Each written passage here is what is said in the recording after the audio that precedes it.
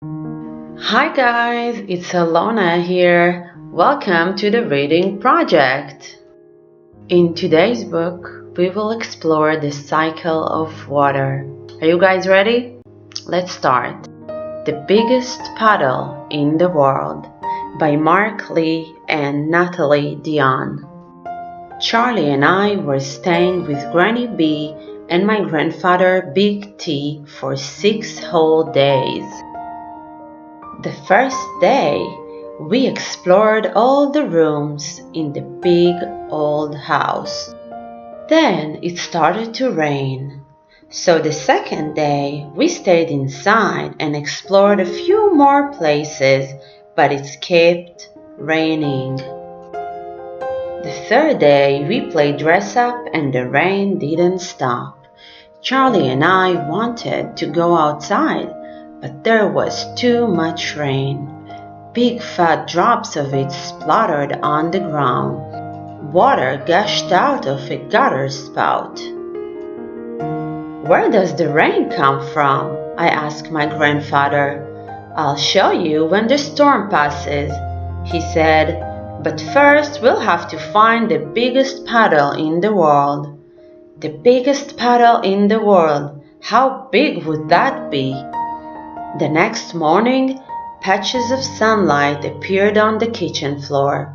"Big T's outside with Skipper," Granny B said. "After breakfast, you can go exploring." Charlie and I found Big T chopping wood. "We want to find the biggest puddle in the world," I said. Big T put down his axe. "Then let's go look for it." The wet earth and the shiny grass smelled like spring. During the rain, a clump of mushrooms had popped up on a fallen log.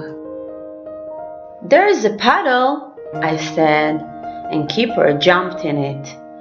"It's not a very big puddle," Charlie said. "I guess we'll have to keep searching," Big T said. Wildflowers had opened after the rain.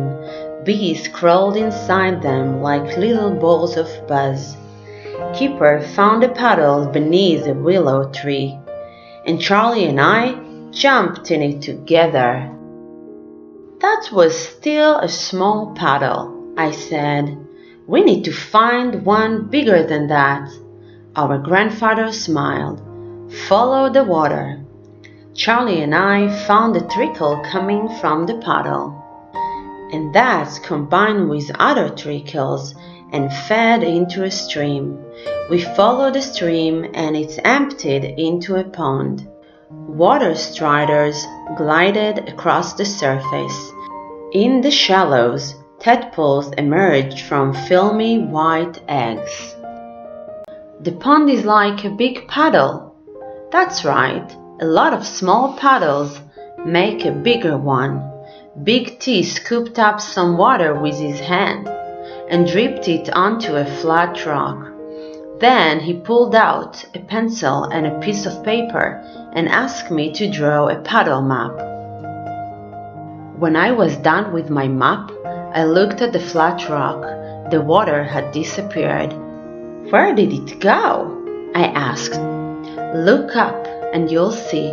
The water in the air becomes the cloud in the sky." "This little pond makes all those big clouds?" "It's water from ponds and rivers and the biggest puddle in the world." I jumped up. "Let's go find it." On the other side of the pond, we found a river.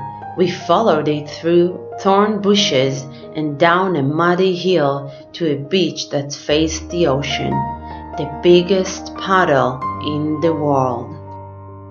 The cold wind smelled like slippery seaweed. Waves rolled in with a rushing, hushing sound. Charlie touched my arm. "You're it," he shouted, and we ran along the edge of the surf, kicking up spray.